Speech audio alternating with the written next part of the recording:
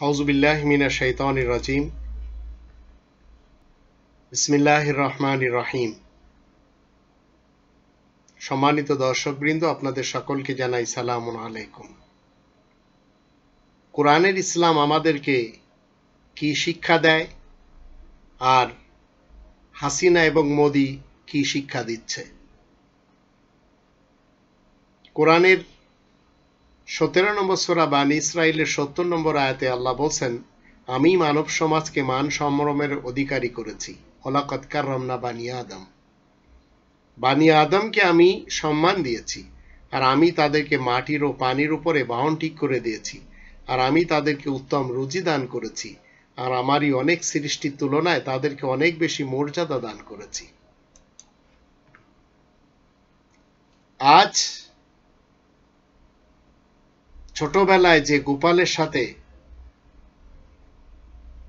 কাশেম খেলেছিল, আজ তারা অনেক বয়সে উপনীত হয়েছে, কিন্তু একে অপরকে দেখতে পারে না। গোপালকে শেখানো হয়েছে কাশেম মুসলমান, তাকে ঘৃণা করতে হবে। গোপাল বোম্বে গেলে যে বিরিয়ানি পছন্দ করে সেটি হচ্ছে জাহের ভাইয়ের বিরিয়ানি, সেই দিল্লি দরবার হোটেলের বিরিয়ানি। সে বিরিয়ানি খাওয়ার পরে মুসলমানকে ঘৃণা করে।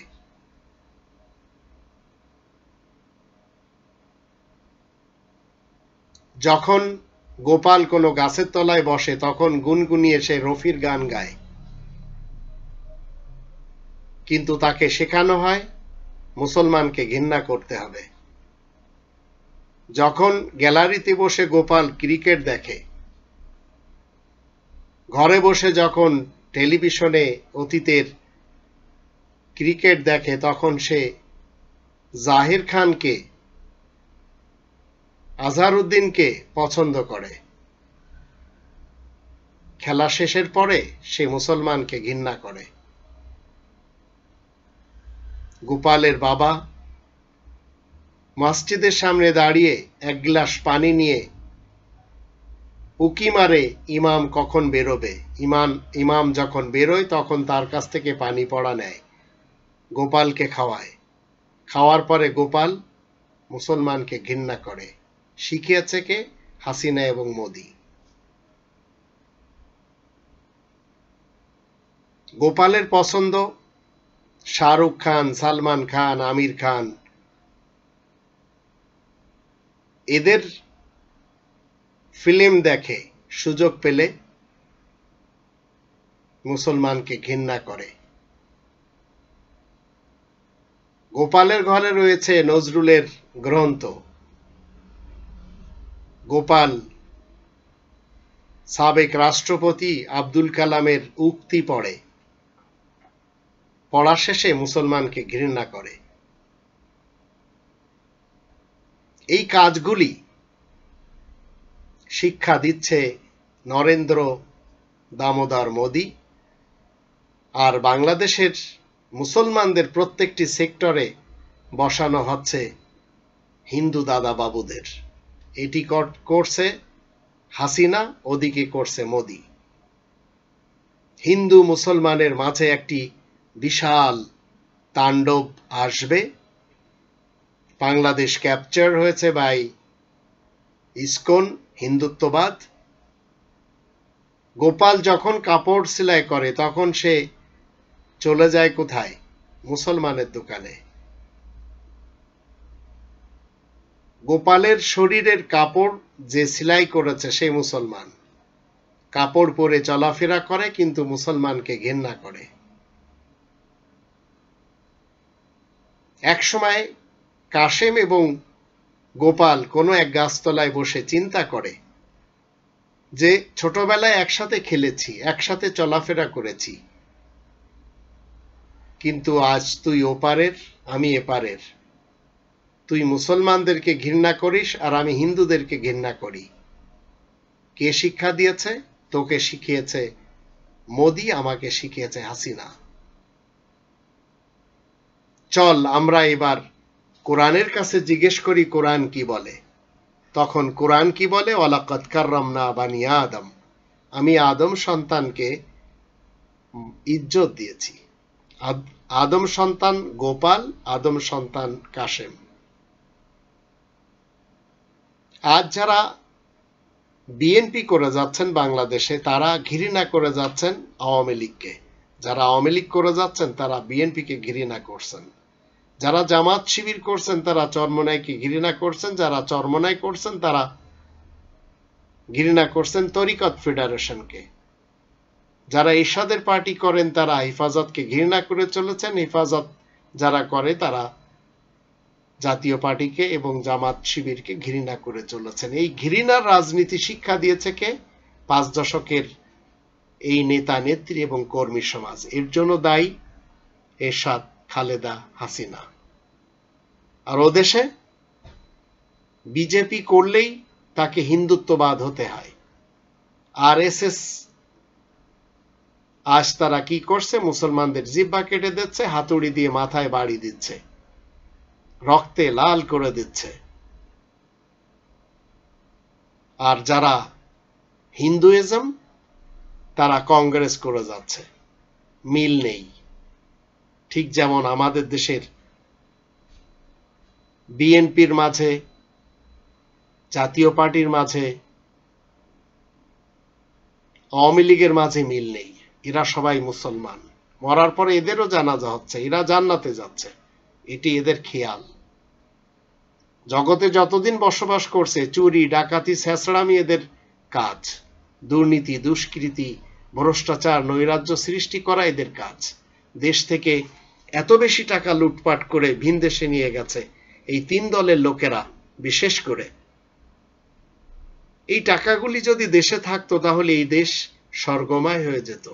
কিন্তু এই দেশ জিয়া এবং মুজিবকে পেয়েছিল। তাদের দুটি দিক খুব ভালো ছিল। তাদের খারাপ দিক আমি আপনাদেরকে বলতেই রাজি না। আর ভালো দিক যখন রয়েছে তখন আমার খারাপ দিকে যাওয়ারও দরকার নেই। কিন্তু সেই মুজিবুর রহমানকে আর জিয়াউর রহমানকে মারল কারা? এই বাঙালি সমাজ, এই দেশের লোক। পশ্চিম পাকিস্তানের কেউ মারেনি। পাকিস্তান পিরিয়ডে এই গোপাল আর এই কাশেম এরা একসাথে চলাফেরা করেছে। গোপাল আজ ভারতের নাগরিকত্ব নিয়েছে, এখান থেকে কিছু টাকা পয়সা রোজগার করে লুটপাট করে সে দেশে চলে গেছে। শিখেছে ঘৃণা, বুঝতে পেরেছে যে আমাদেরকে শেখানো হচ্ছে, ইউজ করানো হচ্ছে। এই বাংলাদেশিদের এমন কিছু বাংলাদেশি ভিন দেশে রয়েছে যাদের দেখলে আজাজিলের কথা মনে পড়ে। যারা এই দেশে লুটপাট করে কেউ নিউ ইয়র্কে বসে খাচ্ছে, কেউ কানাডার বেগমপাড়ায় বসে খাচ্ছে।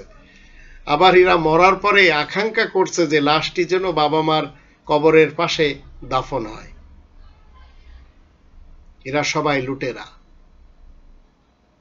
একজন সেনা প্রধান নিজ দেশে থাকতে পারছে না, তাহলে বুঝতে হবে কত বড় দেশদ্রোহী ছিলেন তিনি। মুইনু আহমদ, ফখরুদ্দিন, যার কারণে ভারতীয়রা এদেশে আসার সুযোগ পেয়েছে। আর এই মুইনুদ্দিন ফখরুদ্দিন আজ চলে গেছে। যাদের আকাঙ্ক্ষাকে বাস্তবায়ন করেছে এই দেশে, সেই আমেরিকা বলেন, ইসরায়েল বলেন, সেই ভারত বলেন, আজ তাদেরই দখলে বাংলাদেশ। এদেশের আবরারের মতো কেউ যদি কথা বলতে চায় মেরে ফেলে দেওয়া হচ্ছে। এদেশে ভিপি নূরের মতো কেউ যদি কথা বলে মার খেতে হচ্ছে। এমনকি ভিন দেশে যেও সাংবাদিক ইলিয়াস মার খাচ্ছে। সত্য বলা যাবে না। কোরআনের ইসলাম আমাদেরকে সত্য বলতে বলে, তাই আমরা বাংলাদেশি সেবা পার্টির মুসলিমরা সত্য বলি, পরোয়া করি না। শেখ হাসিনা, খালেদা জিয়া, এরশাদের যারা রয়েছে এদের পরোয়া করতে হবে কেন? আমাদের মতোই তো এরাও মানুষ। এদের কাছে বন্দুক রয়েছে, হয়তো কিছুক্ষণ আপনার উপরে টর্চার করবে, যাবে তো সেই দিকে ফেরত। তাই আসুন, বেনজিরের মতো অহংকারী লোক, যার শরীরে শ্যাপলা চত্বরের রক্ত লাগানো, শহীদুলের শরীরে রক্ত লাগানো, আজিজের শরীরে রক্ত লাগানো, এরা মনে করে যাচ্ছে জাতি এদেরকে ভুলে গেছে। ভোলেনি তো। এদের তাণ্ডব জাতি দেখেছে, এদের কথা জাতি শুনেছে, মনে রেখেছে। শেখ হাসিনা জাতিকে যা দিয়ে যাচ্ছে,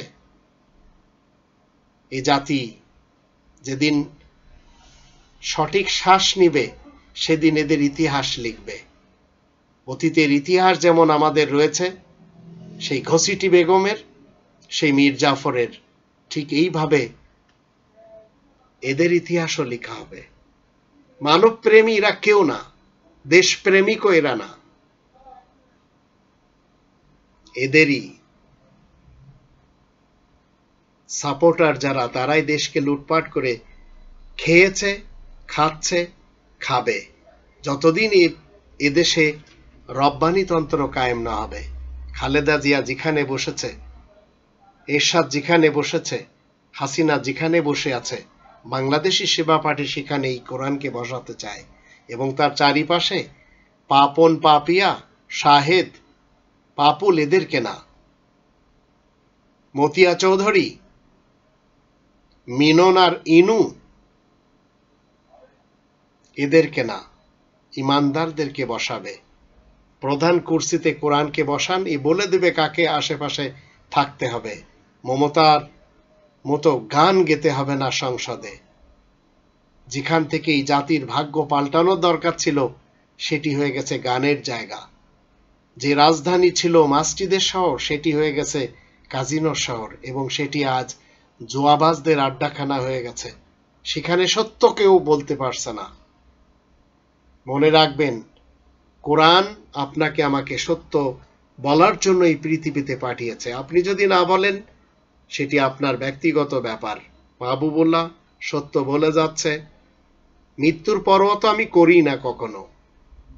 খালেদার যুগে আমার তো জেলে পৌঁছতে হয়েছে, বিনা দোষে অকারণে আমাকে জেল দেওয়া হয়েছে। আমি খালেদা জিয়ার কখনো গালি দিইনি। হাসিনার যুগে দেশে আমার কষ্ট, আমি তো তাকে গালি দিই না, সত্যটাই তো বলি। ঠিক এইভাবে প্রত্যেকটি ফ্যামিলিতে যদি আপনি সত্যবাদী হন, কোরআনের কথা যদি তুলে ধরতে পারেন, তো আপনার শত্রু বানানোর জন্য সংগ্রাম করতে হবে না, যুদ্ধ করতে হবে না। আপনি শুধু কোরআনের সত্যটা তুলে ধরুন, দেখবেন আপনার ফ্যামিলি থেকে, পরিবার থেকে, সোসাইটি থেকে, দেশ থেকে শত্রুরা বেরিয়ে আসবে।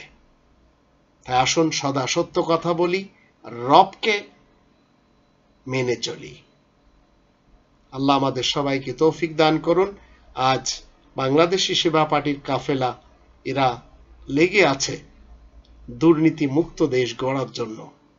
নিজেদের ব্যক্তিত্ব আমাদের দুর্নীতি মুক্ত, তাই আমরাই পারবো এই দেশে রব্বানিতন্ত্র কায়েম করতে, by the name of Allah.